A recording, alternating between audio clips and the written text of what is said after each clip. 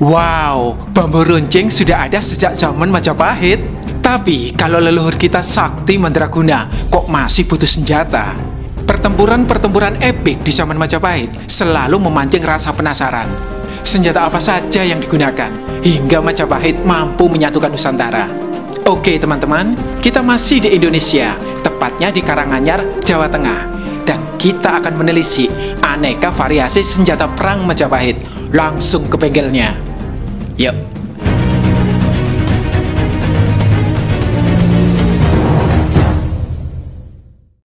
Buku terbaru ACC Channel, Rahasia Nusantara, sudah terbit ya. Ini reportase sejarah dan catatan perjalanan saya ke belasan Candi Medang. Bisa dibeli di mana? Cek komen atau bio. Yang sudah punya, saya tunggu reviewnya. Dan mari kita lanjut. Nyaris bersamaan ketika para buruh mengobarkan pemberontakan Ciompi di Republik Florence, Italia, Kekaisaran Tiongkok mengutus ekspedisi ke Sumatera. Misi mereka adalah mengangkat Raja Malayu kuno alias Dharmasraya. Tapi mereka lupa mempertimbangkan satu faktor, Majapahit. Upaya Dharmasraya memisahkan diri dari Mandala Majapahit tidak bisa ditolerir. Jaladi, Angkatan Laut Majapahit, mencegat dan menghancurkan armada Tiongkok di lautan. Mereka pun lanjut merontokkan jantung Dharmasraya hingga menjadi wilayah tanpa hukum. Berita dinasti Ming ini memberi gambaran betapa Majapahit sanggup bertempur di laut dan di darat secara berkesinambungan. Bahkan, Kaisar Tiongkok tidak berani membalas Majapahit, meski para utusannya dihabisi Majapahit di tengah lautan. Ojo ngadi-ngadi, Mas. Lah, ini malah dari sumber mereka sendiri, yakni kronik dinasti Ming, bukan dari sumber kita. Setelah peristiwa itu pun, Kaisar Tiongkok kayaknya agak segan untuk ngomong langsung dengan Raja Majapahit. Kalau mau berkomunikasi, ia selalu lewat Raja Siam. Sedikdaya itu loh, Jawa pada zaman Majapahit. Kedikdayaan ini tentu tak lepas dari teknologi persenjataannya. Cari film-film, leluhur sakti-sakti, iso miber, iso ngilang. Heleh, sakti kok isi butuh senjata. Ya kok gitu juga bro. Bentuk-bentuk senjata zaman Majapahit bisa kita lihat di relief candi. Misalnya Candi Soko, yang sezaman dengan pemerintahan Ratu Suhita dari Majapahit. Mengenai Candi Soko sebagai piramid di jantung Jawa yang memuat relief Garuda, pernah kami ulas pada tautan di atas atau di deskripsi. Yang menarik, candi ini menampilkan banyak senjata, meskipun tidak semuanya, lengkap dengan bengkel pembuatannya. Ayo, kita telisik senjata-senjata Majapahit itu. Budal! Bicara tentang senjata-senjata di Jawa kuno, kita harus lihat arkeologisnya. Yuk. Dari pintu gerbang pertama Candi Soko, kita di halaman pertama. Di halaman pertama ini ada relief nih. Kalau teman-teman perhatikan, yang menarik adalah ini relief tentang pasukan. Nah, makanya kita akan membahas senjata hari ini. Ini ada relief seorang pangeran atau seorang bangsawan sedang naik kuda. Kemudian kudanya mewah ya, kelihatan mewah sekali biasanya. Kemudian dia diiringi oleh pengiringnya. Yang pertama di belakang ini, dia membawa tombak. Wah, ini tombak ini ada kelihatan ada kayak surai-surainya. Ini pasukan prajurit yang kedua juga membawa tombak. Kemudian di belakang sana itu kelihatan tombak-tombak banyak. Berarti banyak sekali prajurit yang mengiringi dia. Kemudian yang di depan sini, nah ini kelihatan pengiringnya membawa payung. Nah, sementara pangerannya itu sendiri, dia tangan satunya memegang kendali kuda, tangan satunya memegang pecut. Kelihatannya pecut ya.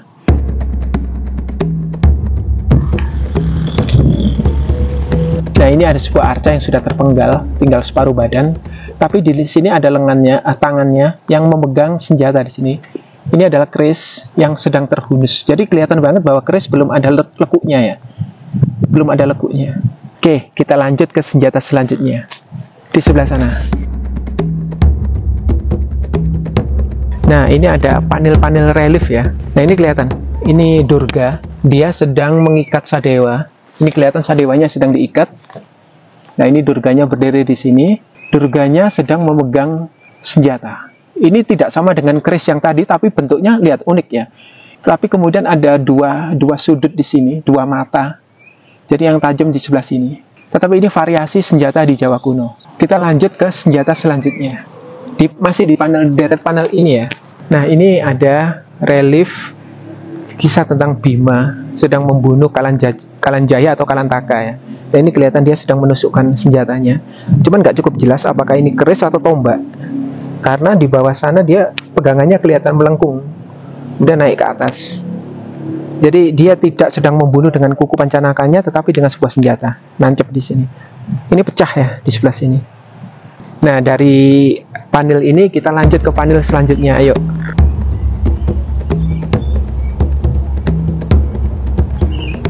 Nah, ini jadi ketika akan ada peperangan antara kelompok Kalanjaya Kalantaka tadi melawan para Pandawa, para Punokawan ini mendapat tugas untuk memanggil para pasukan untuk berkumpul. Nah, ini kelihatan para Punokawan sedang meminta para prajurit untuk berkumpul ini. Kelihatan ya, dia membawa gong. Wah, ini pemukulnya. Jadi semuanya kumpul di sini dan ini merupakan relief Punokawan yang lengkap ya. Ada 1, 2, 3, 4 yang sebelah sini. Nah, yang sebelah sini unik. Ini baru kelihatan peralatan perangnya. Ini baru bangun mungkin dia baru bangun dari istirahat bersiap. Ini senjatanya masih diikat cara nyimpen senjata. Nah, ini tombak, kelihatan tombak. Nah, ini sebelah sini ini bambu runcing. Kelihatannya ada lubangnya di tengah ini, lubang bambunya. Ini bambu runcing. Ada ruas-ruasnya. Ada ruas-ruasnya juga. Nah, artinya bambu runcing memang sudah digunakan pada masa klasik sebagai senjata perang. Jadi nggak kaget ya ketika di tahun 45 kemudian jadi ikon untuk melawan Belanda. Nah, kalau dari sini ini sudah bersiap ya, bangun pasukannya. Ini kelihatan bagaimana senjata-senjata itu disimpan. Ini apa aja nih? Yuk kita lihat. Yang pertama ini kelihatan tombak. Terus ini kayaknya ketapel ini. Jadi ketapel sudah digunakan sebagai senjata. Nah, yang ini kelihatan pedang ya atau parang gitu ya, kelihatan. Nah, ini apa ini bulat ini? Nah, yang bulat ini tameng ya. Dan uniknya lagi, tamengnya itu kelihatan dari sisi dalamnya. Jadi ini kelihatan dua penjepit. Jadi nanti masuk tangannya ke sini. Jadi dia menjepit gini. Jadi kita tahu tameng orang Jawa kuno seperti itu ternyata cara memegangnya. Gitu ya, dijepit di tangan kayak gini. Nah, kalau dari sini ini tadi kan senjata sedang mau dibangunkan. Nah, ini malah sudah bersiap nih. Ayo, kita ke sini. Yang pertama ini ada gada. Ini yang paling depan ini dia memegang gada. Kelihatan teman-teman ya, dia dulu juga digunakan ya, gada. Terus yang kedua, ini kelihatan nggak? Jadi parangnya bentuknya seperti ini. Nah, di belakangnya itu ada kapak. Nah, ini ada, memang ini hiasan aja sih, tapi ini kapak. Pecah yang sebelah sini. Nah, bukan ini pedang besar ya? Bukan, ini kapak ini. Ini mirip dengan ini, kapak. Tapi ini saya sendiri bingung, umpama kapak tapi unik loh bentuknya, seperti ini. Kayak kujang loh sebenarnya. Seperti kujang ya. Tapi ini kalau aku ngeliat ini ya kembangan dari kapak ini, dari variasi aja. Dari kapak ini yang tajamnya kan harusnya sebelah sini tuh. Terus yang ini unik ini masih bingung juga ini apa. Karena ini seperti ada diikat di sini, kemudian ini miring ya. Terus ada, ini saya masih bingung ini senjata apa. Tapi yang jelas ini senjata, karena semua pasukan yang di sini bersiap menghadapi kedatangan Bima. Ini bagian dari kisah Bima Swarga, di mana Bima ingin membebaskan ibunya dan ayahnya untuk bebas dari siksa neraka, gitu kan. Jadi dia datang ke neraka untuk membebaskan orang tuanya. Nah, ini para pasukan neraka sedang bersiap untuk menyambut kedatangan Bima itu. Nah, ini yang di atas kelihatan ya. Dia memegang kapak, sama seperti yang di bawah tadi. Ini memegang kapak. Selanjutnya ke sini. Nah, ini kelihatan ya di sini. Ini langsung kelihatan senjata. Senjata yang tadi itu, ini sepertinya kapak ini. Tetapi variasinya, ini ada pegangannya, kemudian kapaknya, mata kapaknya seperti mata bajak kayak gitu. Kelihatan ya? Mirip dengan yang tadi. Terus yang sebelahnya juga membawa kapak kayak tadi itu. Kapak yang tipe seperti ini. Ini yang tajamnya seperti ini. Nah, meskipun ini berasal dari kisah pengajaran agama pada masa itu, tetapi kita bisa melihat rekaman zaman. Bagaimana senjata-senjata itu digunakan untuk peperangan pada masa akhir Majapahit. Nah, sisa dari relief ini ke arah sana itu adalah bagaimana Bima dimatikan oleh Batari Durga, kemudian dihidupkan oleh Batara Guru, dan akhirnya dia bisa meruat Batari Durga dan membebaskan orang tuanya. Tapi saya nggak ngomong tentang kisah itu ya untuk hari ini. Kita ngomong tentang senjata-senjata di Jawa kuno. Nah, dari sini nggak jauh ada dua rapala yang unik. Coba kita ke sini. Nih, Biasanya Dwarapala itu memegang gada, biasanya, tetapi ini memegang kapak dia. Perhatikan, ini lihat, dia memegang kapak ya, kelihatan pegangannya dari kayu, kemudian ini mata kapaknya. Nah, tadi kan Dwarapala memegang kapak. Nah, ini ada yang beda lagi nih, beda lagi. Dwarapala juga, Dwarapala yang memegang senjata seperti susah didefinisikan ini. Ini pegangannya kelihatan di sini. Kemudian ini senjatanya. Kelihatan ya, bukan kapak ini yang pasti dan bukan gada. Dari Dwarapala ini di dekatnya ada relief Batara Guru. Nah, ini kelihatan. Nah, dia memegang dua senjata Vajra ya. Vajra yang ujung atas sama ujung bawahnya sama-sama tajam itu. Cuman sampai sejauh ini kita tidak pernah punya data sebenarnya cara menggunakan senjata itu seperti apa. Tidak ada data sama sekali.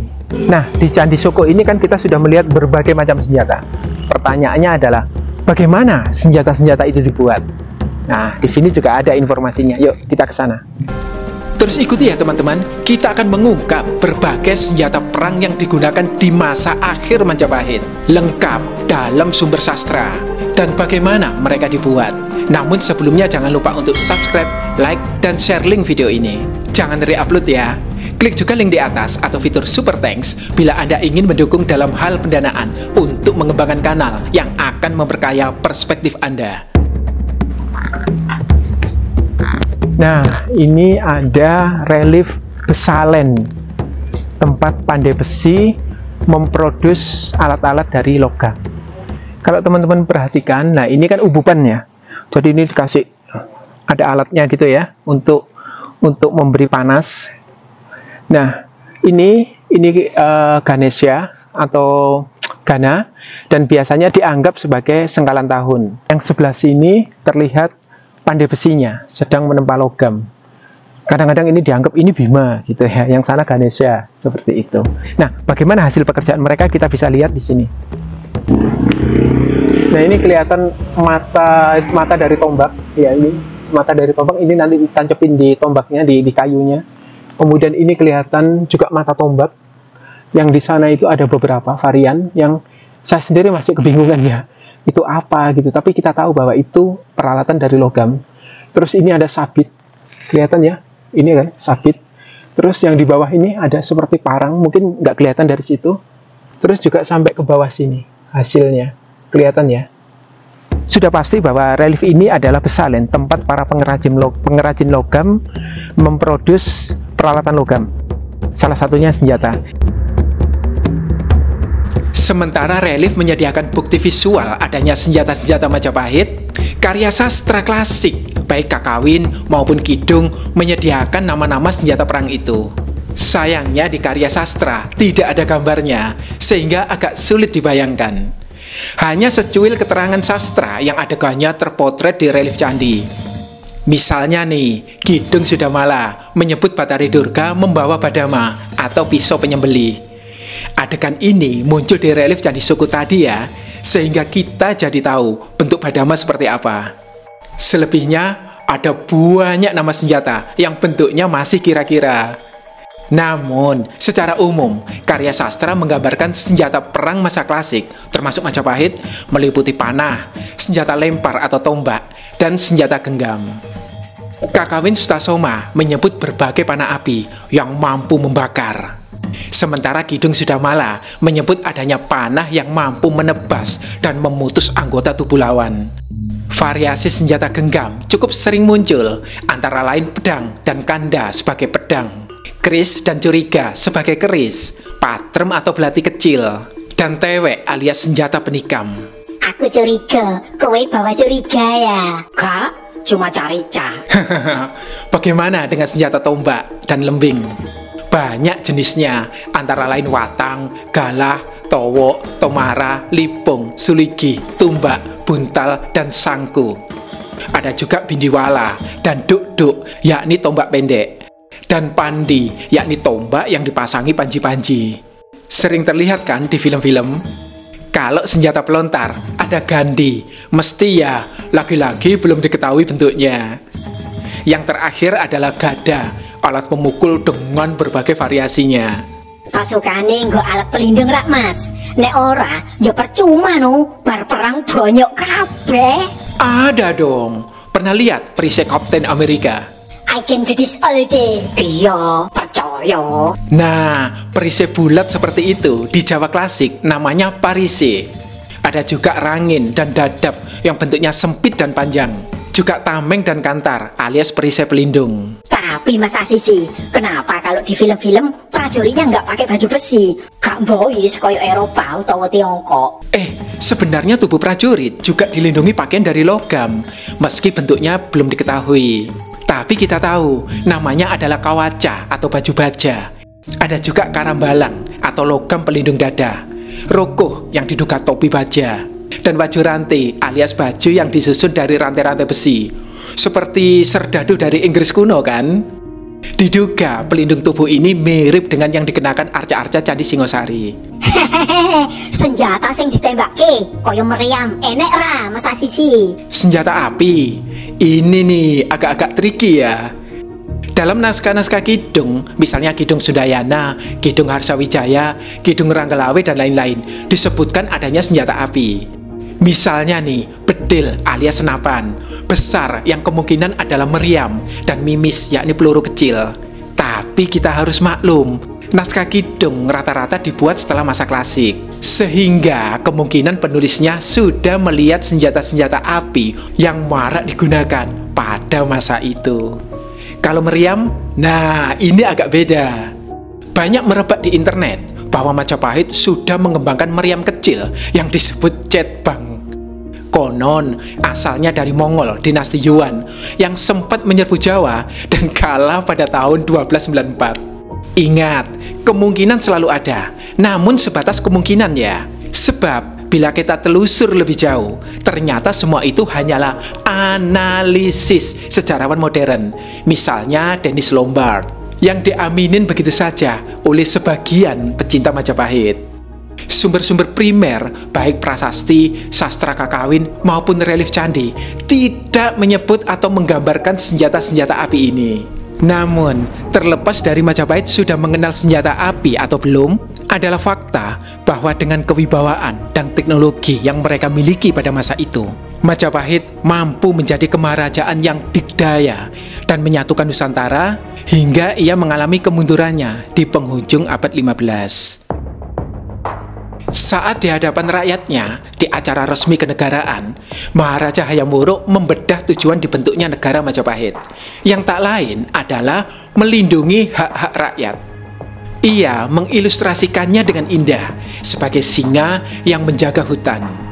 Reportase Nagara Kertagama ini memberi kita gambaran jelas bahwa senjata-senjata ditempa untuk tujuan melindungi, meski pada akhirnya juga digunakan untuk merusak. Sehingga bila kita belajar dari sejarah, kita akan tahu dalam rentang sejarah klasik Nusantara, tidak satupun kerajaan Jawa kuno yang hancur semata-mata oleh canggihnya persenjataan musuh. Semua kehancuran itu diawali oleh perpecahan, pengkhianatan, dan ketidakpuasan kelompok akar rumput. Semoga Anda dan saya bisa menyadari bahwa senjata terkuat sebuah bangsa adalah persatuan, mencintai bangsa dan menghargai budayanya, serta keadilan dalam kesejahteraan yang merata, bukan dinikmati segelintir elit saja. Hanya dengan itulah kita dapat menjaga Nusantara.